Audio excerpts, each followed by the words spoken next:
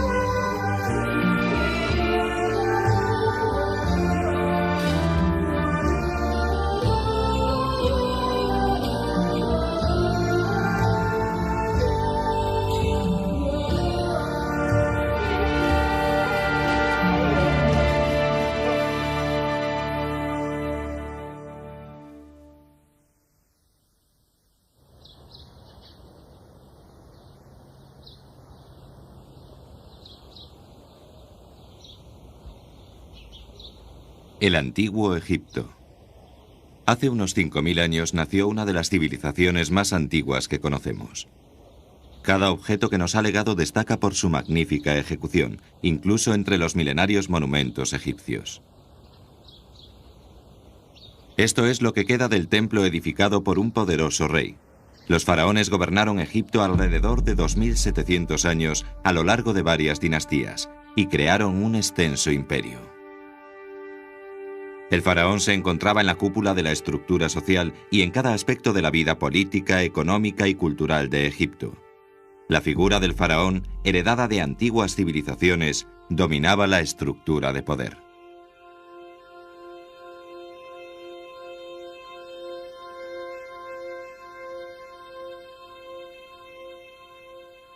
Una de las momias de estos faraones aún se conserva en Egipto. Este es Ramsés II, uno de los faraones más destacados de la historia egipcia.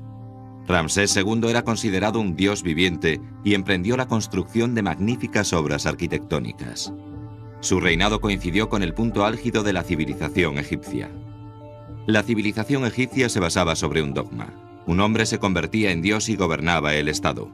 Se trata de un aspecto único en la historia de las civilizaciones humanas, pues Egipto era gobernado por una figura poderosa, un dios viviente.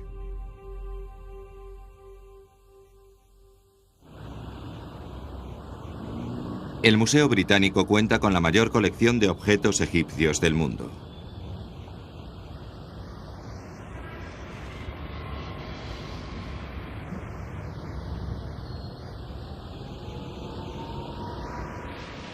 Reúne un total de 72.000 artículos entre esculturas, bajorrelieves procedentes de tumbas subterráneas y momias.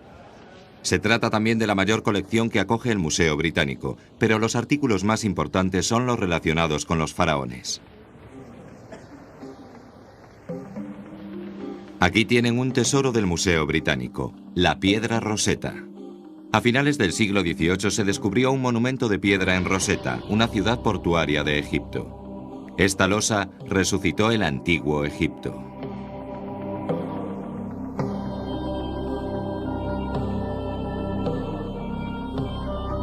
En ella aparece el mismo texto grabado en 3 tipos de escrituras diferentes: en griego, en demótico y en jeroglíficos.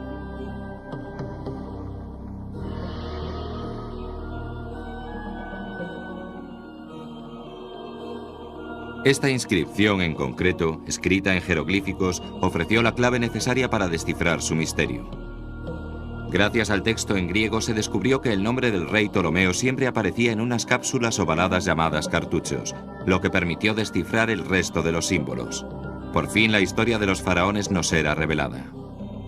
En el antiguo Egipto el faraón era reverenciado como un dios viviente y gozaba de un poder ilimitado. En el Museo Británico se exhiben multitud de estatuas de faraones, ofreciéndonos un reflejo de su gloria pasada.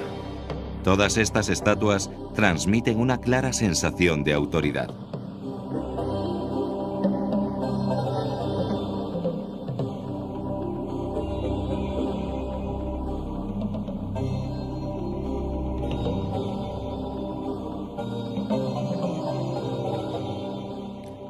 Una de las principales estatuas del museo es la de Ramsés II, uno de los faraones más conocidos de la historia egipcia. Ramsés II gobernó Egipto durante 67 años en el siglo XIII a.C. y fue uno de los mayores monarcas de la antigüedad. Se cree que engendró más de 100 hijos y que vivió hasta la edad de 90 años. ¿Qué clase de hombre era Ramsés II, que gobernó este vasto imperio hace más de 3000 años?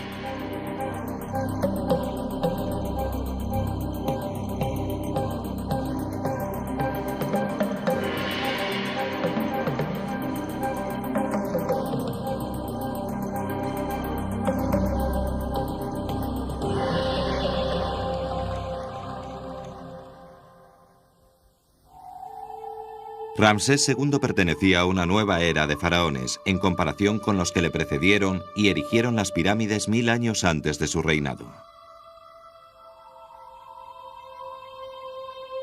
El problema más importante al que se enfrentaba todo faraón era la dominación de las anchas bandas que bordean el Nilo, que se extiende a lo largo de unos 6700 kilómetros.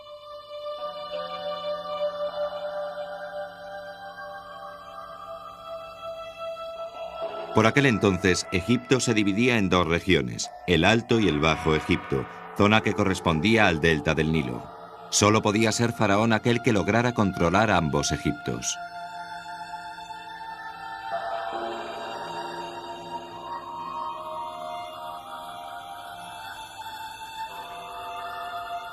Este es el Valle de los Reyes, donde se encuentran las tumbas de varios faraones. La mayor de ellas es el sepulcro de Seti I, el padre de Ramsés II. Se dice que durante su reinado, los frescos que se ejecutaban en el interior de las tumbas alcanzaron su mayor grado de maestría.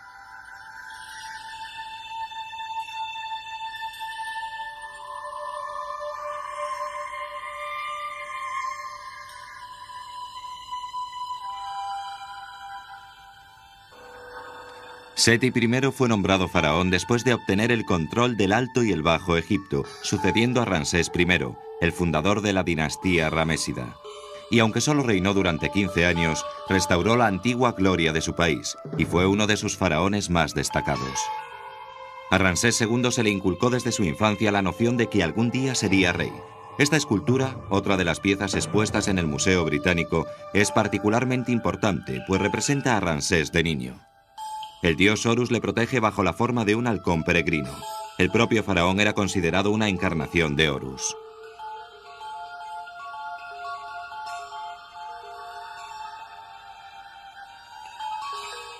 Estos son Seti I y su hijo Ramsés, plasmados en un fresco del templo. Se cree que Ramsés gobernó Egipto junto a su padre durante su adolescencia. Los nombres de los faraones que les precedieron figuran a su lado con la intención de hacerles parecer descendientes de la familia real.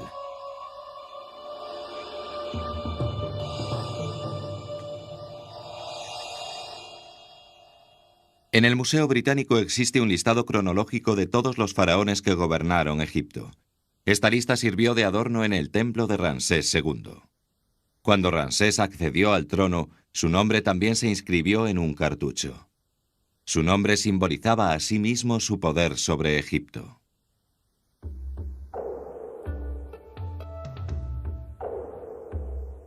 El faraón lucía diversos símbolos de su poder.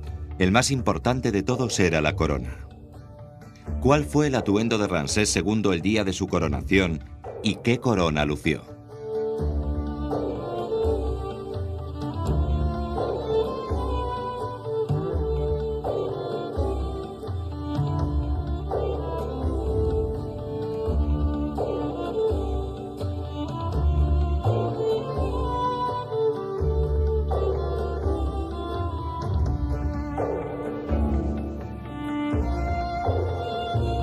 Podemos deducirlo gracias a una serie de datos recopilados de su momia.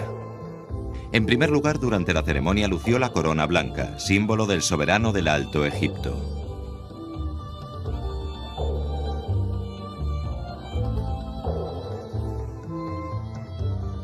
A continuación, la corona roja, símbolo del soberano del Bajo Egipto, la zona del delta.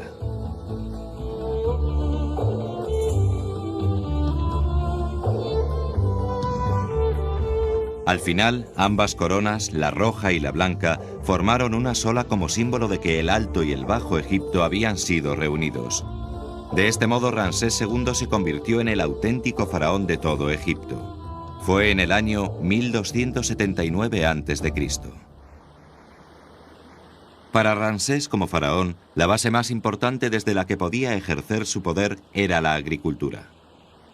En Egipto, donde el 97% del terreno era desértico, la producción de las estrechas franjas cultivables a orillas del Nilo debía abastecer a toda la nación.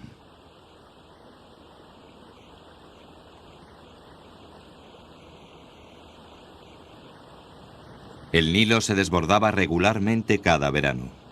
Las tierras que bordeaban el río se anegaban de aguas cargadas de nutrientes que al retirarse dejaban un sedimento extraordinariamente fértil, donde se cultivaban cebada, trigo y hortalizas.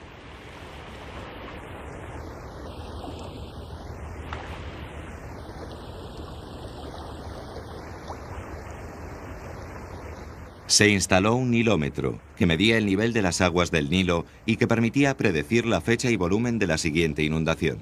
Estas predicciones eran indispensables a la hora de valorar la futura producción agrícola. La extensión de las tierras cultivables variaba cada año según el volumen de la crecida. En el Museo Británico se conservan frescos que describen diversos aspectos de la vida diaria de aquella época.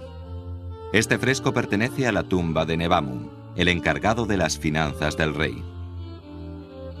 La vaca ya había sido domesticada y prestaba una gran ayuda en el trabajo. También se ofrecía en sacrificio en ceremonias religiosas.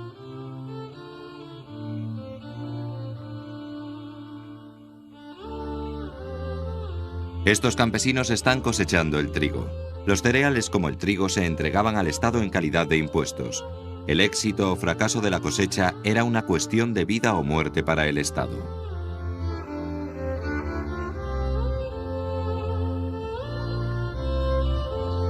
Algunos registros sobre la vida cotidiana de los egipcios han sobrevivido hasta nuestros días.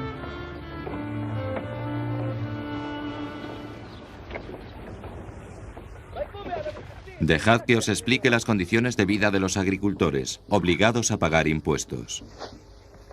Los campos están plagados de ratones, sufren el ataque de las langostas y las vacas se comen el grano. El resto desaparece o acaba en manos de ladrones. Pero llega un funcionario y hace una valoración del impuesto a pagar. Sus ayudantes van armados de porras. Gritan: «¡Entregadnos los cereales!». Sin embargo, los campesinos no tienen nada que darles. Los campesinos son golpeados y por fin pagan sus impuestos.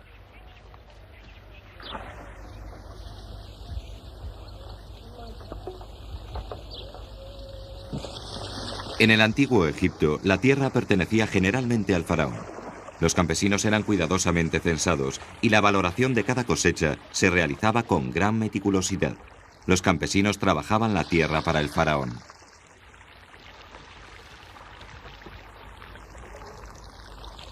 Un funcionario se encargaba de administrar para el faraón los impuestos recaudados a los campesinos.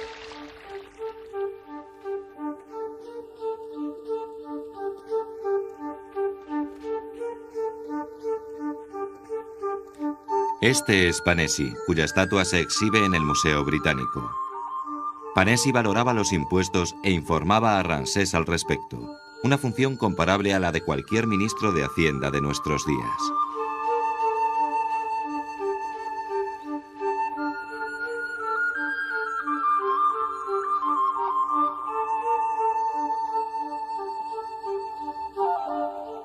Sobre el hombro de Panesi aparece el nombre de Ramsés, su patrón.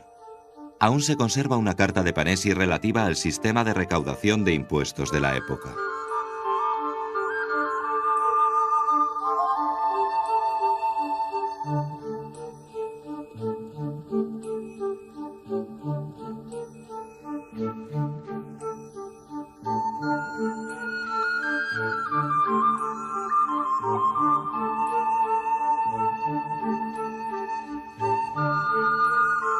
Valoramos los impuestos por orden de Ramsés y le remitimos una lista.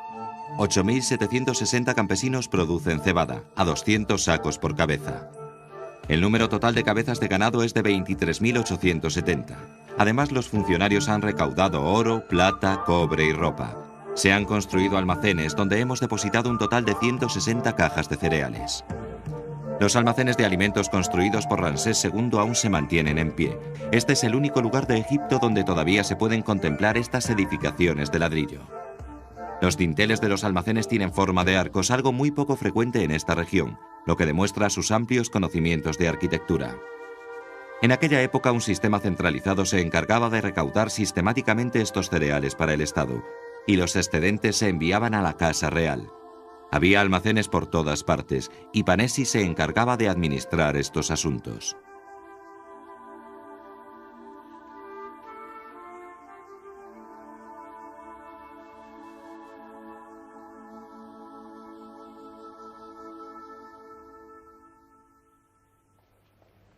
Aquí, en el Museo Británico, se exhiben las estatuas de 4 funcionarios que ocuparon altos cargos en la administración de Ramsés II. Panesi, el encargado de las finanzas, sirvió a Ramsés durante 15 años.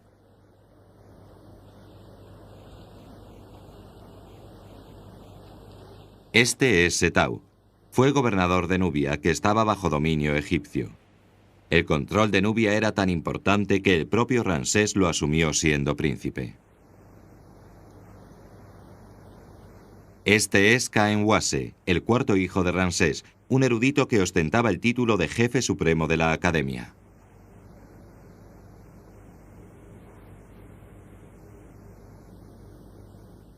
Este es Roy, gran sacerdote que ejercía diversas funciones religiosas en nombre de Ramsés.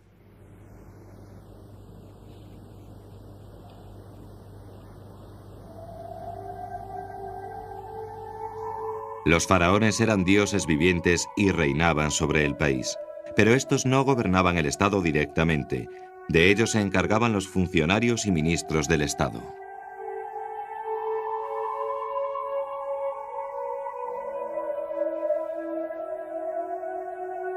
Un sacerdote como Roy era considerado un funcionario en el antiguo Egipto. El faraón desempeñaba 2 papeles. Por una parte era la figura central de la maquinaria política que gobernaba el país, y por otra participaba en actividades religiosas como forma de prestar apoyo a su pueblo y mantener la ley y el orden. Las tareas de administración eran ejecutadas por funcionarios como Roy, nombrados por el propio faraón. Formaban un gigantesco entramado que dirigía el país en nombre del monarca. Para convertirse en funcionario, debían aprender la escritura jeroglífica. El futuro sacerdote Roy probablemente aprendió esta escritura de niño en una escuela dependiente del templo.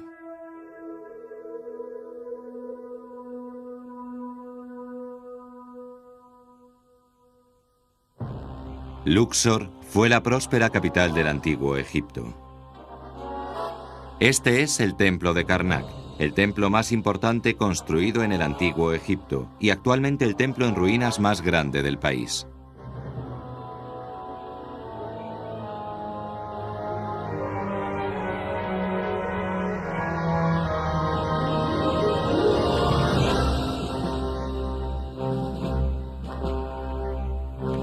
El templo de Karnak estaba consagrado al dios Amón.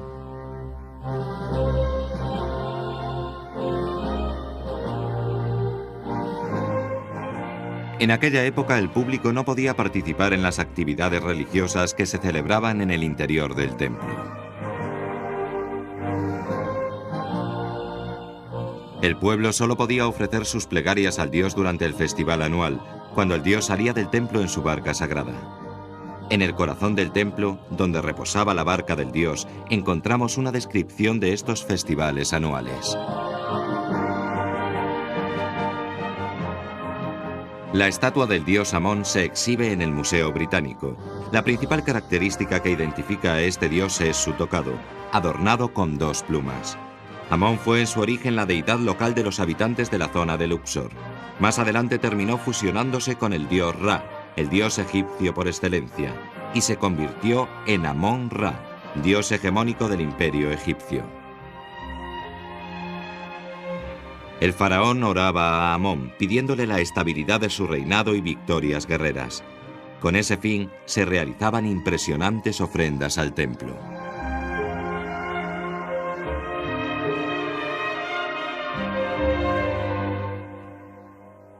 Amón ocupaba un lugar destacado para Ramsés II.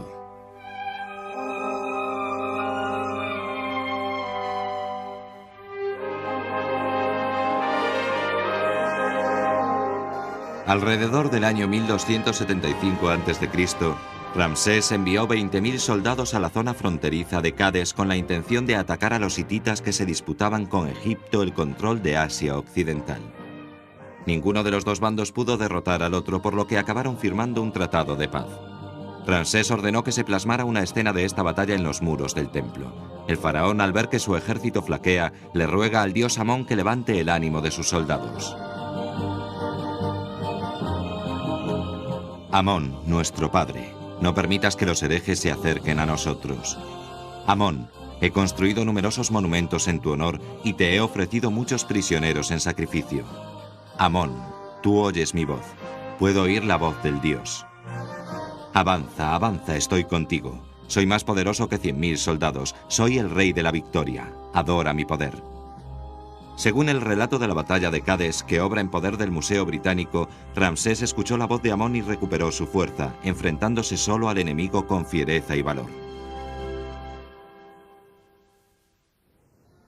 La construcción del templo se inició durante el reinado de Ramsés I, fundador de la dinastía ramésida. Su sucesor, Seti I, continuó las obras, y el proyecto fue completado por Ramsés II. Esta era la principal sala del templo, la denominada Sala Hipóstila. Cuenta con un total de 134 columnas de 2 metros de diámetro y 23 metros de altura. Cada columna está formada por una pila de piedras circulares que se alza hacia lo alto. El interior del templo estaba cubierto de frescos de gran colorido de dioses y faraones.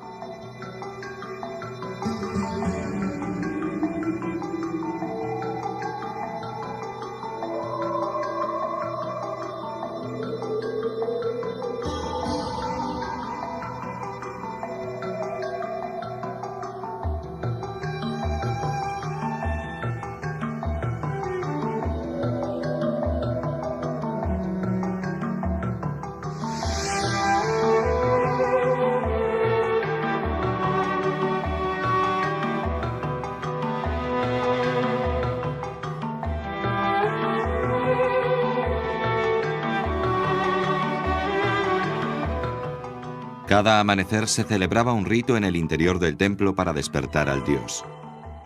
Durante la ceremonia se quemaba incienso, se le cambiaba la ropa al dios y se le ofrecía un almuerzo. Muchas sacerdotisas participaban en este rito.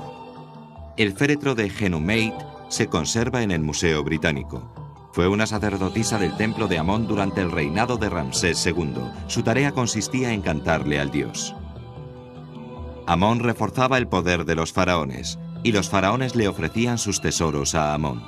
Como resultado de ello, el poder de los sacerdotes que servían a los dioses en los templos creció espectacularmente, siendo superado solo por el del propio faraón.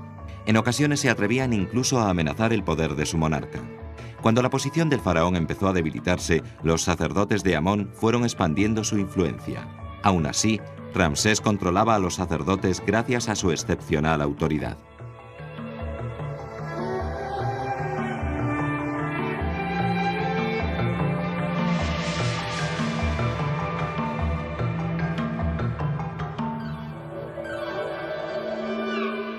A unos 160 kilómetros de Luxor se encuentra Asuán, en el extremo sur de Egipto. Se trataba de un punto estratégico del imperio de Ramsés II.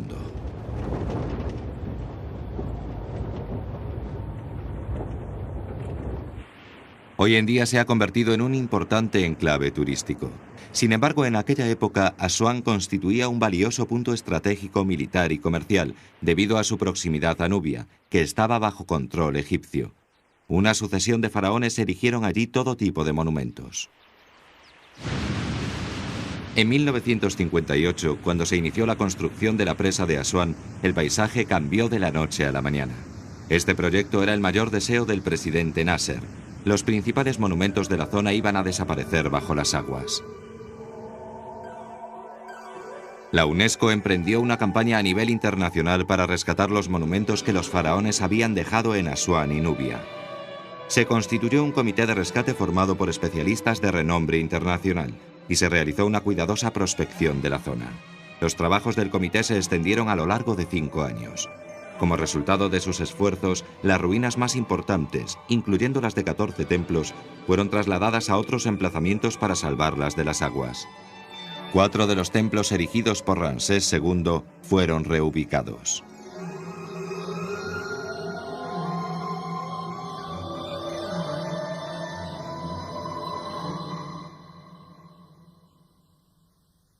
Esta es la estatua de Setau, gobernador de Nubia, que se exhibe en el Museo Británico. Setau le proporcionó grandes tesoros a Egipto. Gobernó sobre Nubia durante 25 años como administrador de Ramsés. El primer templo que Ramsés erigió en Nubia también fue reubicado. Se trata del templo de Beit el-Wali.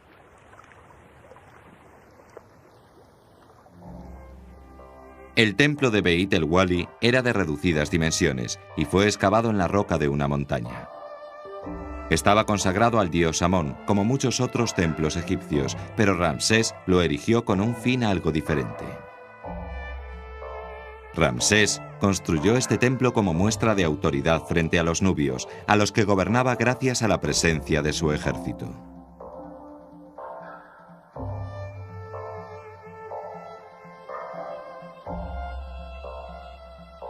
En el Museo Británico se exhibe una réplica de un bajorrelieve perteneciente al templo de Beit el-Wali. Nubia fue una fuente de tesoros para el país desde el surgimiento de las dinastías del antiguo Egipto. En este fresco vemos el oro que Nubia proporcionaba a Egipto en grandes cantidades, pero también otros tesoros, animales como leopardos, monos, jirafas, avestruces, etc., esclavos encadenados, bebés en sus cestos, marfil y muebles.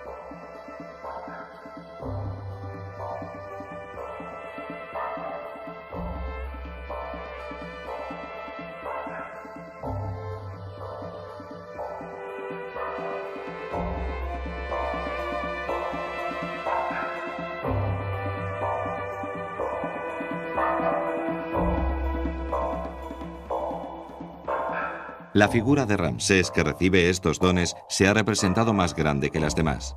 Los tesoros de Nubia, de los cuales uno de los más importantes era el oro, proporcionaban al faraón una significativa base financiera sobre la que se apoyaba su autoridad. Las ciudades estratégicas de Ramsés también se edificaron en la zona norte de Egipto. Aquí se encontraba la auténtica capital de Ramsés, llamada la Casa de Ramsés. Se cree que la capital de Ramsés se encontraba en Tanis. Un equipo de investigación francés realiza excavaciones aquí desde los años 20. La zona alrededor de Tanis solía estar habitada por los antepasados del clan de Ramsés. En otras palabras, Ramsés II levantó la capital en su ciudad natal.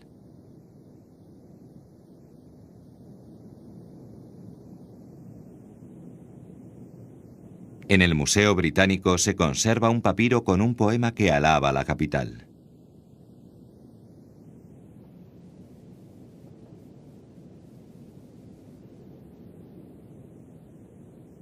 Cosas espléndidas se encuentran en la capital. El pescado se amontona en el puerto. Los pájaros sobrevuelan el lago. El almacén del faraón está repleto de cebada. En los huertos maduran las aceitunas, los pomelos, las manzanas y los higos. Los jóvenes lucen sus mejores ropas a diario, y de sus cabellos recién peinados se desprenden dulces fragancias. Los habitantes de la ciudad son felices y no desean nada más. En la capital se construyeron más de 10 templos, entre ellos el templo de Ramsés, situado en el centro de la ciudad. El bajorrelieve de Nebamun, que se exhibe en el Museo Británico, describe la agradable vida cotidiana en el antiguo Egipto. La diversión favorita de las clases altas de la época era la caza en los pantanos. Nebamun aparece rodeado de su familia, disfrutando de la captura de pájaros y peces.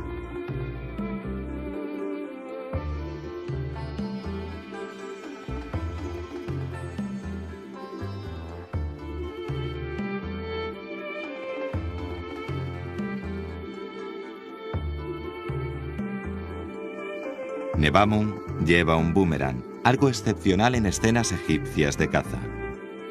El movimiento de un pájaro asustado, a punto de echar a volar, se ha plasmado con vividez, un detalle muy poco frecuente en bajorrelieves egipcios, en los que se solían representar escenas más bien estáticas. En el jardín de la casa de Nebamun había un estanque. Estaba repleto de peces, y a su alrededor crecían todo tipo de árboles frutales.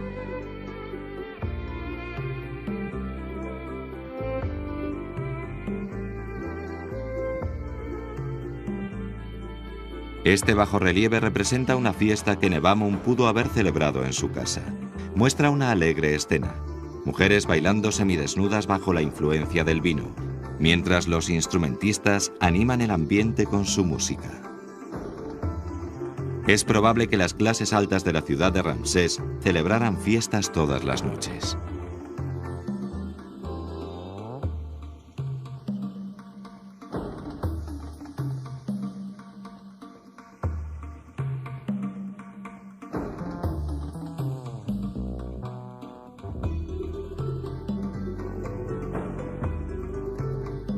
El palacio de Ramsés debió de ser glorioso, pero hoy en día no poseemos datos al respecto.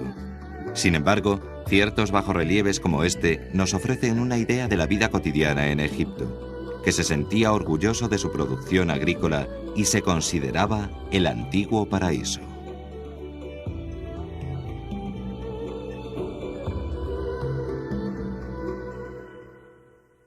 Ramsés II llevaba 20 años como faraón y se encontraba en la cumbre de su poder.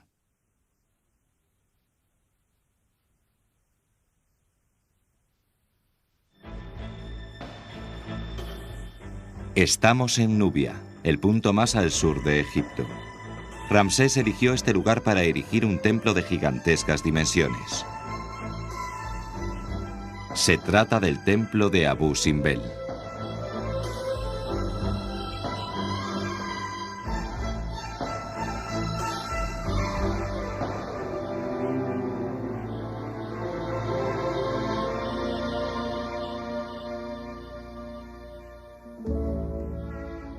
El templo de Abu Simbel, excavado en la roca, fue un templo destacado en la historia del antiguo Egipto.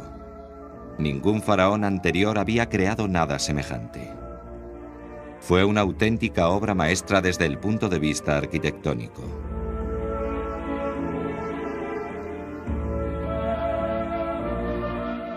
Se trata del monumento más significativo de los que la UNESCO rescató y reubicó a raíz de su campaña de protección de enclaves históricos.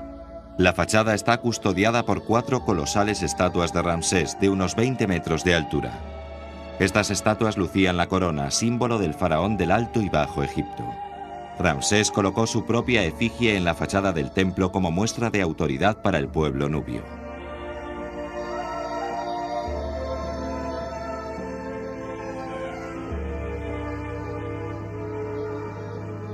Dentro del templo encontramos 8 colosales columnas representando a Ramsés. Cada centímetro del templo está cubierto de palabras de alabanza a Ramsés. Soy como el dios solar Ra, mi poder quema las manos y las piernas de mis enemigos.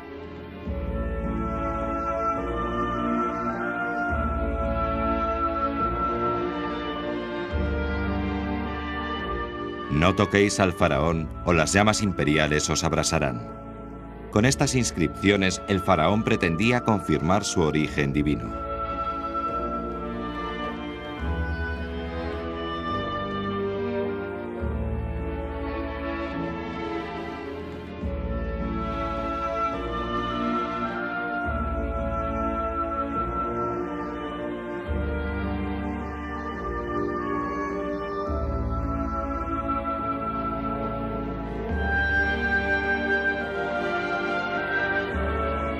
En la sala más interior del recinto se esconde el secreto del templo. La imagen similar a un dios que reposa aquí es la del propio Ramsés.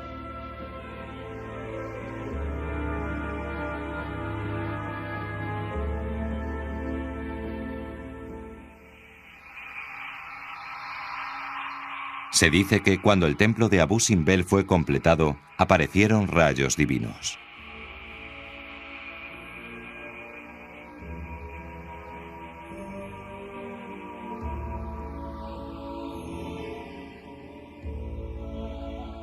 El sol naciente al otro lado del Nilo brilla sobre la fachada y la parte superior de la entrada del templo, iluminando a Ra-Horakhti, el dios sol, cuando los rayos penetran en el templo.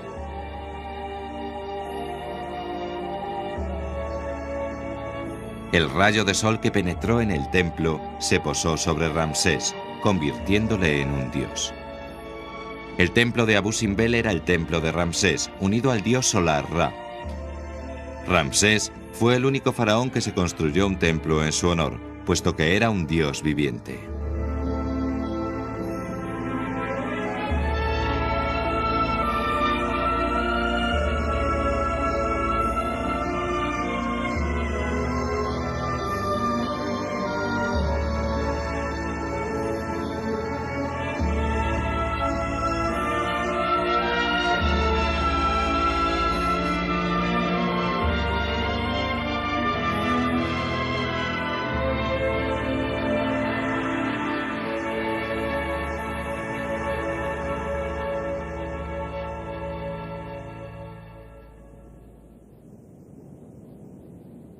Después de 30 años de reinado, Ramsés celebró una importantísima ceremonia en su propia capital.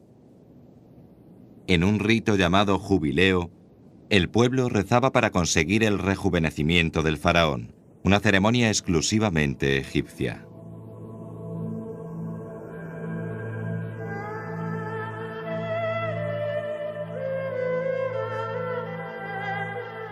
En el año 1250 a.C., el sacerdote encargado de declarar el jubileo de Ramsés fue su hijo, Khenwase. Khenwase, obedeciendo instrucciones de Ramsés, condujo los rituales formando una procesión que recorrió todo Egipto.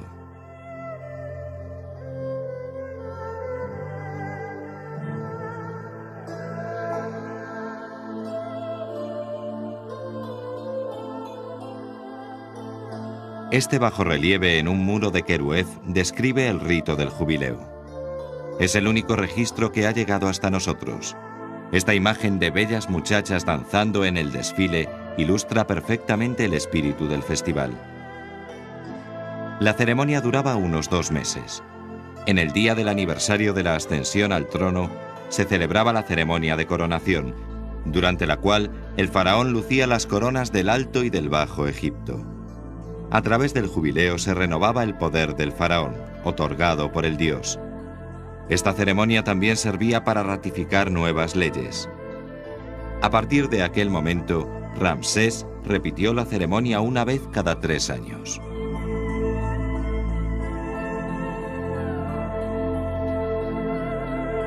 La autoridad de Ramsés cobraba nuevas fuerzas e infiltraba cada rincón de Egipto.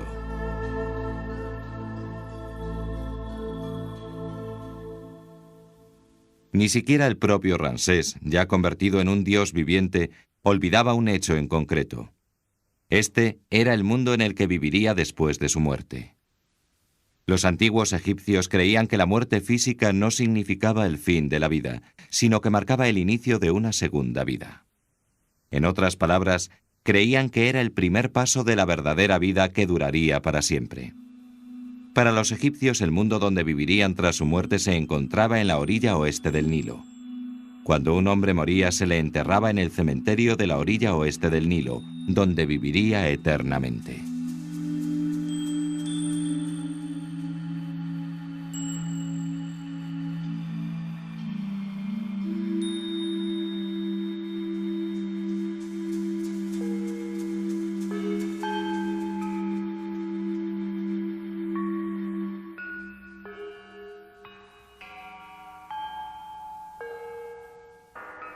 ¿Qué concepción tenían los egipcios del más allá? En el Museo Británico existe una referencia importante que puede proporcionarnos una pista vital en ese sentido. Este es el Libro de los Muertos, escrito en hojas de papiro, un soporte que solo se utilizaba en Egipto. El libro de los muertos era un texto religioso en forma de rollo que se enterraba en el ataúd junto al cadáver. El contenido solía tratar sobre los acontecimientos que viviría el difunto al llegar al más allá. Este es el libro de los muertos de Annie, el secretario de la Casa Real. La escena representa a Annie en el momento de su enjuiciamiento, cuando se descubriría si había tenido un comportamiento recto durante su vida. Se suponía que ni el propio faraón podía librarse de este juicio.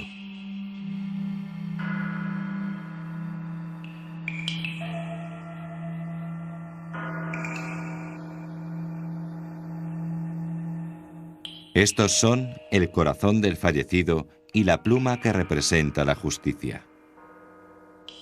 El fallecido declaraba no haber cometido ningún acto de maldad durante su vida.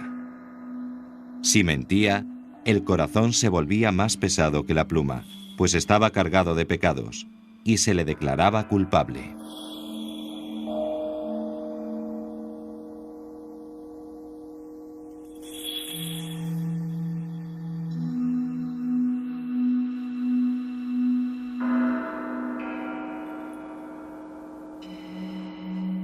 Inmediatamente después de ser declarado culpable, era devorado por esta extraña criatura que esperaba cerca. Los difuntos que se libraban de este castigo eran conducidos ante Osiris, que gobernaba el mundo de ultratumba.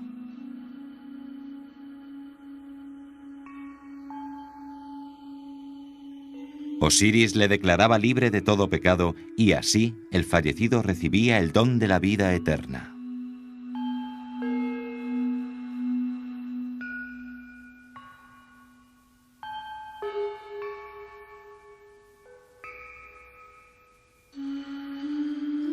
Osiris suele representarse de color verde, símbolo del renacimiento de la vegetación a lo largo del Nilo después de la inundación anual.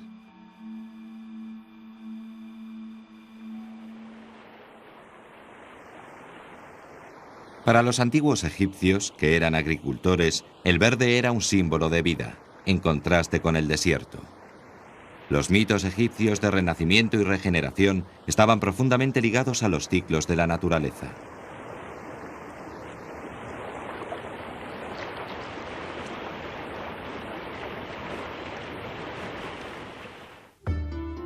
Las ruinas de Deir el Medina aparecen desperdigadas por toda la orilla oeste del Nilo. Aquí vivían los artesanos que erigían las tumbas de los faraones.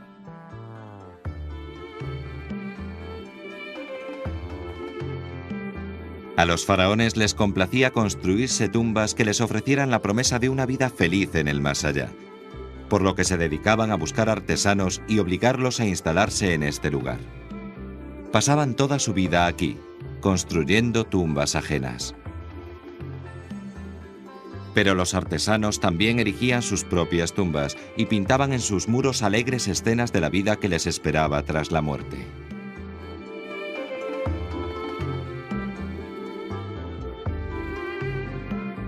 Esta es la tumba de un artesano llamado Senneyem. En estos frescos el río fluye plácidamente, las plantas crecen con fuerza y el maíz empieza a madurar. Un hombre y una mujer que han recibido el don de la vida eterna trabajan juntos la tierra y viven rodeados de comodidades.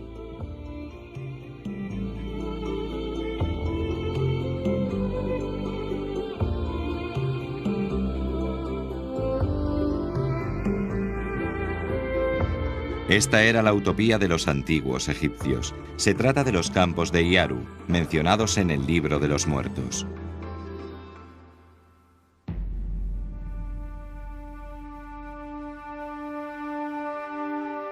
Al dios viviente Ramsés se le acercaba el momento de emprender el viaje eterno.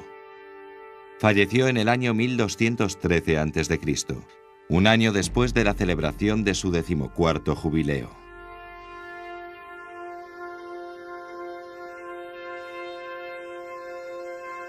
Según el análisis científico de la momia de Ramsés, en sus últimos años sufrió una grave artritis. 67 años después de ser coronado como faraón, la vida de Ramsés tocó a su fin. Tenía 90 años.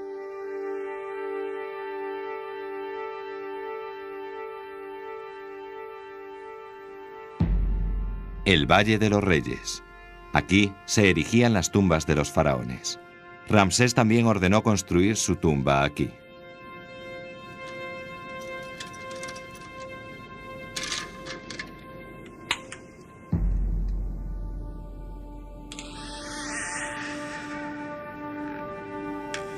La tumba de Ramsés se encuentra junto a la de Tutankamón, célebre por el descubrimiento de su máscara funeraria de oro. Actualmente la tumba de Ramsés está cerrada al público. El cementerio estaba tan descuidado que no pudimos encontrar el camino que conducía a su interior. Los objetos de valor allí enterrados fueron sustraídos por ladrones contemporáneos de Ramsés.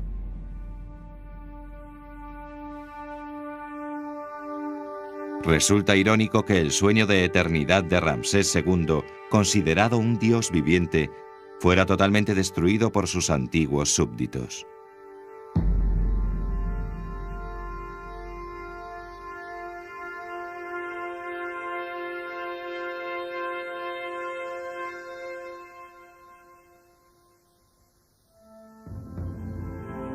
La piedra roseta que se exhibe en el Museo Británico es un legado de la última dinastía de los Ptolomeos, que concluyó alrededor del año 196 después de Cristo. En la inscripción se alaban repetidamente la salud y las buenas acciones del faraón, Ptolomeo V, y se incluye un listado de las ofrendas y templos que dedicó a sus dioses.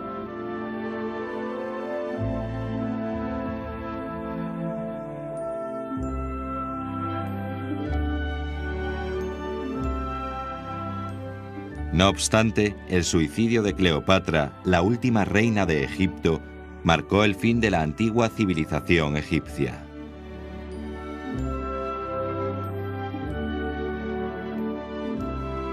No alteréis el descanso del faraón o moriréis abrasados por el fuego del rey, se jactaba Ramsés.